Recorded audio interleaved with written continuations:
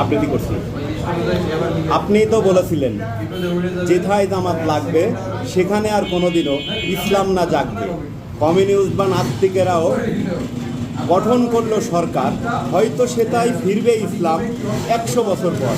কিন্তু জামাত ক্ষমতায় গেলে ইসলাম সেটাই শেষ, কোটি বছর পরেও যে কাটবে না তার রেশ।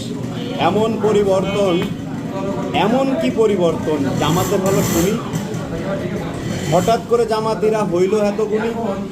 সাংবাদিকে প্রশ্ন করলো, শিবির কি তা জানেন? ইসলামী সংগঠন শিবির, আপনি কি তা মানেন? আপনি কইলেন 3টা কথাই শিবিরের সাথে যায়, গুণ হচ্ছে বেআমল, উচ্ছৃঙ্খল আর বেয়াদবিটাই। আজকে শিবির ভালো হইল, কারণ কি তার দলে? উল্লাকন্ত মিশলো কেমনে এমন তেলে দলে? জানি এর কোনো উত্তর আপনার জানা নাই।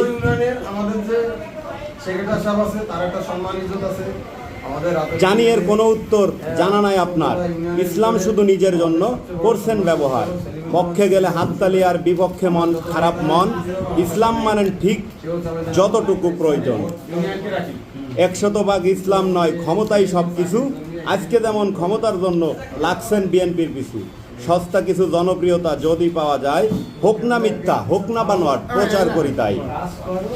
শুনেন হুজুর, আপনাকে বলি, আল্লাহ একজন আছে। আপনার যত কর্মকাণ্ড বিচার চাই তার কাছে। ধন্যবাদ সবাই। ধন্যবাদ কাকা আপনাকে এত সুন্দর একটা কবিতা আবৃত্তি করার জন্য।